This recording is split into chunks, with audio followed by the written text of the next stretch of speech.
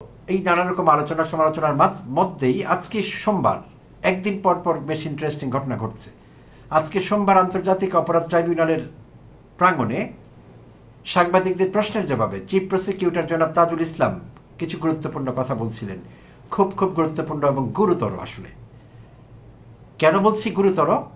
কারণ তার এই কথার সঙ্গে গতকাল স্বরাষ্ট্র মন্ত্রণালয়ের জারি করা প্রজ্ঞাপন এবং সেই প্রজ্ঞাপনের বলে একটি বাড়িকে সাব জেল ঘোষণা করা এমইএসের, এই দুটো বিষয় মিলছে না। এখানে একটি গ্যাপ থেকে যাচ্ছে এবং এটি সবচাইতে বড় রহস্যের জন্ম দিচ্ছে এই মুহূর্তে। তো আজ তাজুল ইসলাম সাহেব বলছিলেন সাংবাদিকদের যে আপনাদের কাছে শুনলাম যে কোন বাড়িকে সাব জেল করা হয়েছে, এটি আমার জানবার বিষয় না বা আমাদের জানবার বিষয় না, আদালতের জানবার বিষয় না। এটি খুবই রহস্য সৃষ্টি করেছে, কারণ এই আন্তর্জাতিক অপরাধ আদালত তো সরকারের বাইরের বিষয় না, আবার স্বরাষ্ট্র মন্ত্রণালয় সরকারের বাইরের কোনো অংশ না। এরা একে অপরের জন্য পরিপূরক। তো এখন তাজুল ইসলাম সাহেব যেভাবে বলছেন যে তিনি জানেন না, সাংবাদিকদের কাছে প্রথম শুনলেন যে একটি সাব জেল একটি বাড়িকে ঘোষণা করা হয়েছে, এটি সত্যিকার অর্থেই উদ্বেগের। কেন তিনি এমন কথা বললেন? এবং শুধু এটিই না, তিনি সুস্পষ্টভাবে এটি বলে দিলেন যে গ্রেপ্তার করবার ক্ষমতা সেনাবাহিনীর নেই। তারা প্রথমে গ্রেপ্তার হবেন, তাদেরকে গ্রেপ্তার করবে পুলিশ সদস্যরা, এবং গ্রেপ্তার করে তাদেরকে আদালতে হাজির করতে হবে। এই 15 জন অফিসারকে আদালতে হাজির করলে বিচারক যে রায় দেবেন তাদের ব্যাপারে, যে সিদ্ধান্ত দেবেন, বিচারক যদি সিদ্ধান্ত নেন যে তাদেরকে আটক আদেশ দিয়ে হাজতে রাখতে হবে, তখন সরকারের উপর দায় বর্তায় তাদেরকে কোথায় রাখবেন, কোন কারাগারে রাখবেন, সেই বিষয়টি তখন সরকার ডিসাইড করবে। বাট তার কথা থেকে বোঝা গেল যে সরকার কিছুটা প্রিএমটিভ ওয়েতে, আগে ভাগেই, অর্থাৎ আদালত তাদেরকে কি জামিনে দেবেন, তাদেরকে আটক আদেশ দেবেন, কিছুই না জেনে হঠাৎ করে স্বরাষ্ট্র মন্ত্রণালয় থেকে একটি বাড়িকে সাব জেল ঘোষণা করা হলো। তাহলে তার কথার সঙ্গে তিনি যেভাবে বিশ্লেষণ করলেন, সেই কথার সঙ্গে কিন্তু গতকালকে স্বরাষ্ট্র মন্ত্রণালয়ের প্রজ্ঞাপনের কোনো মিল পাচ্ছি না। আর তার যে বক্তব্যের ভাষা, তিনি যেভাবে কথা বলছিলেন, এবং যদি কেউ তাকে ভিডিওতে কথা বলতে দেখে থাকেন, বডি ল্যাঙ্গুয়েজ, তার ব্যবহৃত ভাষা, শব্দচয়ন, সব কিছু মিলালে দুটো বিষয় কিন্তু মিলানো যাচ্ছে না। অর্থাৎ বোঝা গেল যে এখানে একটি কোঅর্ডিনেশনের অভাব আছে। স্বরাষ্ট্র মন্ত্রণালয়ের প্রজ্ঞাপন কিংবা স্বরাষ্ট্র মন্ত্রণালয়ের সিদ্ধান্ত, সেই এমইএসের 54 নম্বর বাড়িকে সাবজেল ঘোষণা করবার সিদ্ধান্ত, এবং আজকের এই বিবৃতি তাজুল ইসলামের, এই দুটো বিষয় কোনো অবস্থায় আমি একসঙ্গে মেলাতে পারছি না, মিলছে না। তাহলে তিনি সুস্পষ্টভাবে বলে দিলেন যে সেনাবাহিনী তাদেরকে গ্রেপ্তার করতে পারবে না, তাদের ক্ষমতা নেই, তাই গ্রেপ্তার করবে পুলিশ, আর গ্রেপ্তার করে আদালতে তাদেরকে আনতে হবে, এটি পূর্ব শর্ত বলা হয়েছে। আর আদালতে আনার পর বিচারক যে সিদ্ধান্ত দেবেন, সেই বিচারকের আলোকে সিদ্ধান্ত নেওয়া হবে কোন হাজতখানায়, কোন জেলখানায়, কোন কারাগারে তাদেরকে রাখা হবে, কোনো বাড়িকে সাব জেল ঘোষণা করে নাকি অলরেডি প্রতিষ্ঠিত কারাগারে। তো সেটির ব্যত্যয় ঘটেছে, পরিষ্কারভাবে বোঝা গেল। আর চিফ প্রসিকিউটর তাতে একটু বিরক্ত, আমি সেইটিও কিন্তু বুঝতে পারছি এখানে। আর ইতিমধ্যে চিফ প্রসিকিউটর কিন্তু অনেক প্রশংসিত হয়েছেন সারা বাংলাদেশে, বিভিন্ন মহলে তার সাহসী ভূমিকার জন্যে। তিনি যেভাবে মামলাটি সাজাচ্ছেন, মামলার কার্যক্রম চালাচ্ছেন, আমি যেটা বলতে চেয়েছিলাম, অত্যন্ত গোছানো এবং বলিষ্ঠ পদক্ষেপ নিচ্ছেন, ফিয়ারলেসলি, এটি প্রশংসা পাচ্ছে নেটিজেনদের কাছ থেকে এবং সাধারণ মানুষের কাছ থেকে, আমি বলবো।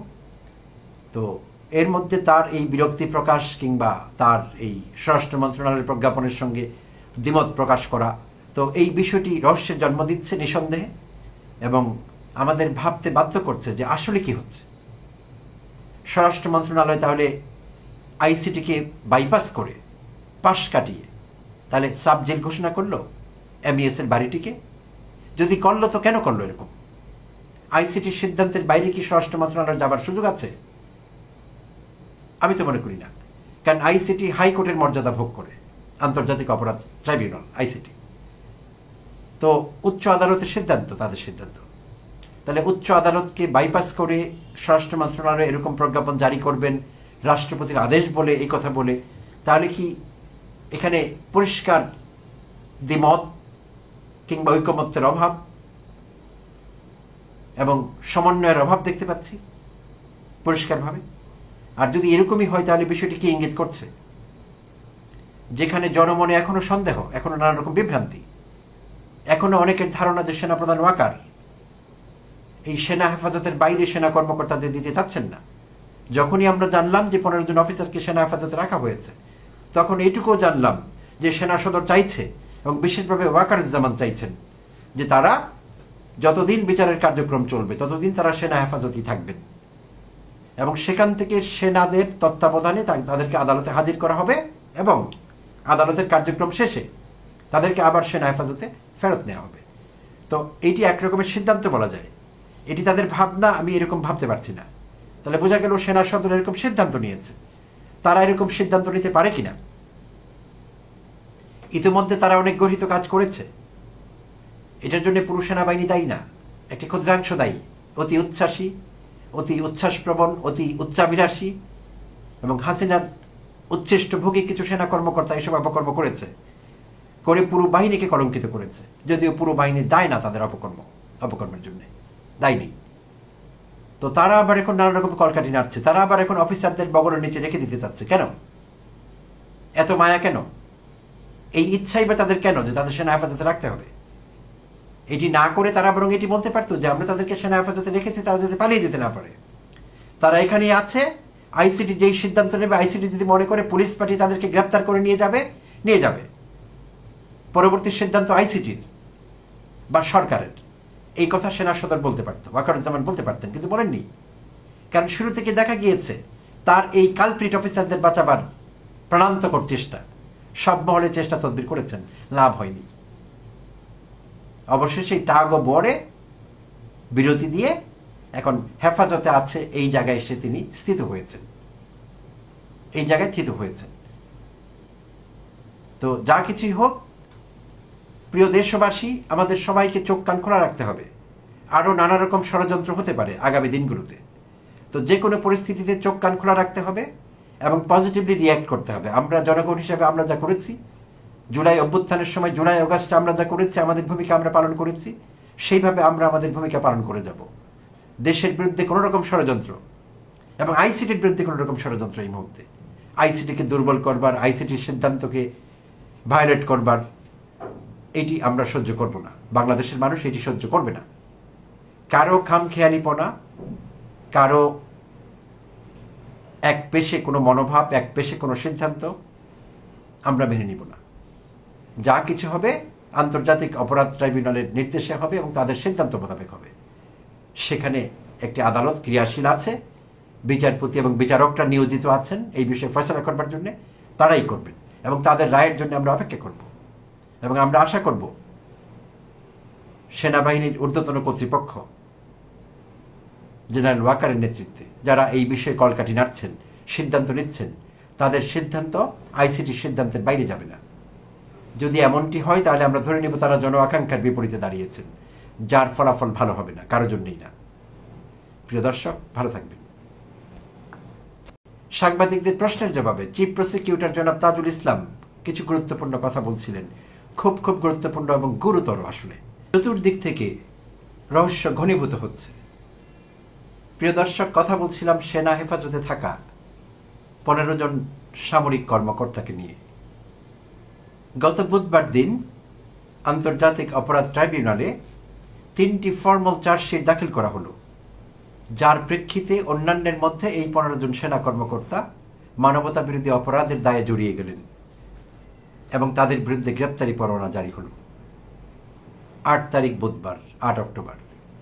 তো এরই মধ্যে শনিবার, গতকালকের আগের দিন, গত পরশু দিন ঢাকা ক্যান্টনমেন্টে সাংবাদিক সম্মেলনে অ্যাডজুটেন্ট জেনারেল হাকিমুজ্জামান জানালেন যে তারা 15 জন সেনা কর্মকর্তাকে হেফাজতে নিয়েছেন। তারপর থেকে নানা মহলে আলোচনা সমালোচনা, তর্ক বিতর্ক, যে এই যে তাদেরকে হেফাজতে নেওয়া হলো, এটি কোন অধিকার বলে নেওয়া হলো? হেফাজত মানে কি গ্রেপ্তার? এই প্রশ্ন বিভিন্ন মহলে উঠেছে।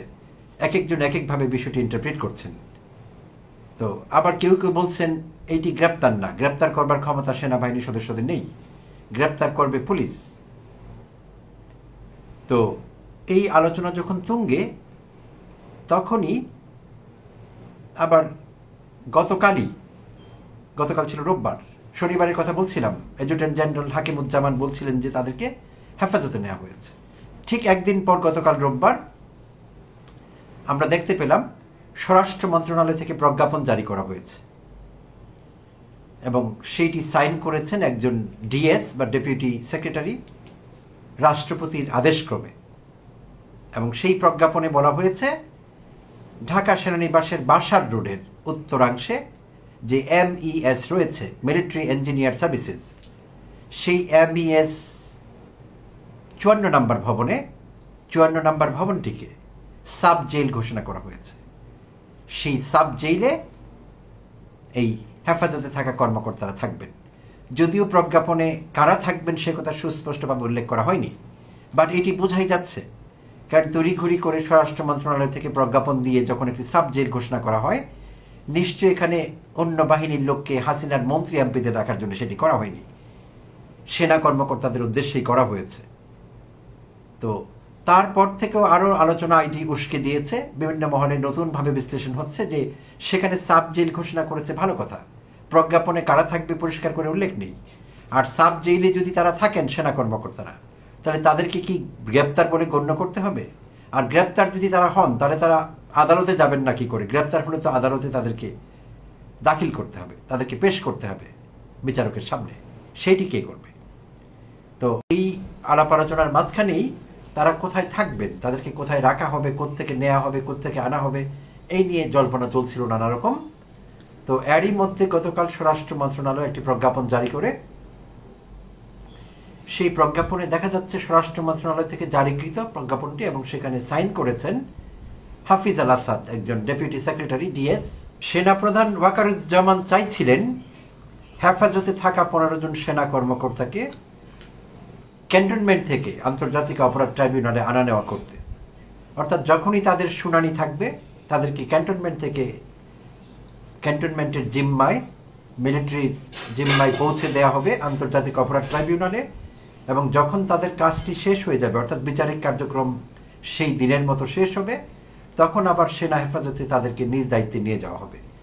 তো এরকমটি চাইছিলেন সেনাপ্রধান ওয়াকারুজ্জামান, এমনটি আমরা গতকাল পর্যন্ত জানতে পেরেছিলাম। যদিও এর মধ্যে নানা আলোচনা চলছিল যে এই সেনা কর্মকর্তাদের বিচার কোন আইনে হবে, এইটি কি সামরিক আইনে হবে ক্যান্টনমেন্টের ভিতরে, যেটিকে আমরা কোর্ট মার্শাল বলি, নাকি প্রচলিত আইনে হবে সিভিল কোর্টে।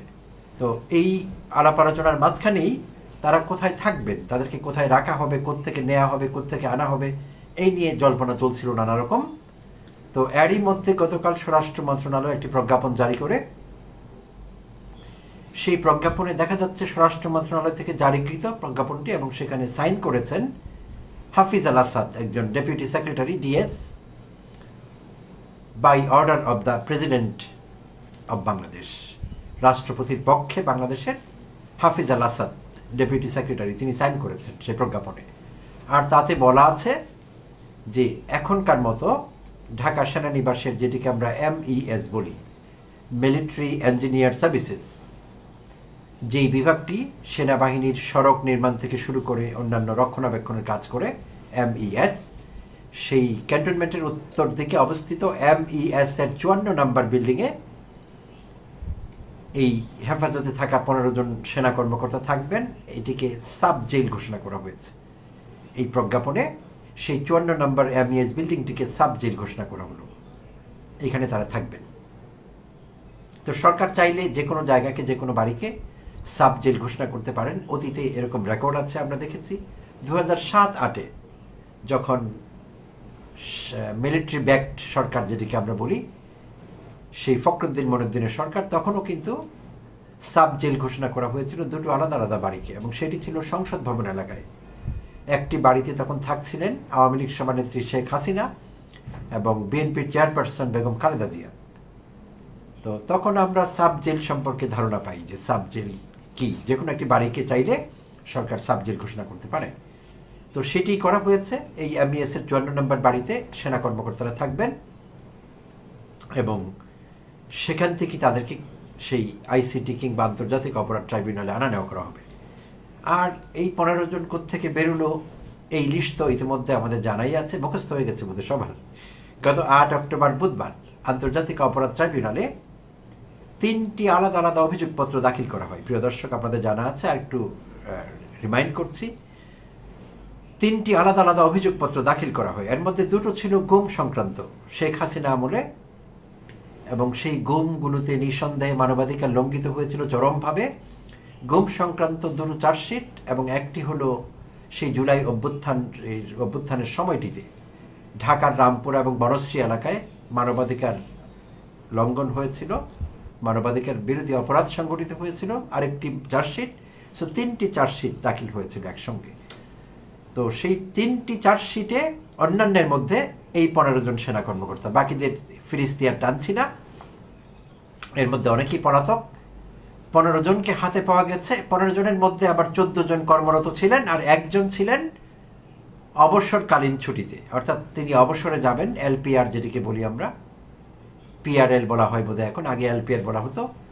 অবসর প্রস্তুতিকালীন ছুটিতে তিনি আছেন একজন, আর 14 জন কর্মরত ছিলেন। তো এখন এই সবাই হেফাজতে, তাদের হেফাজতেই থাকতে হবে, এবং বিচারিক কার্যক্রম চলবে। বিচারিক কার্যক্রমে তাদের ভাগ্যে যা আছে তাই হবে। আর এটার জন্য আমাদের অপেক্ষা করতে হবে আরো বেশ কিছুদিন, জানবার জন্য কি হচ্ছে। আর তারা যে অপরাধ করেছেন সেটি অত্যন্ত হিনাস ক্রাইম।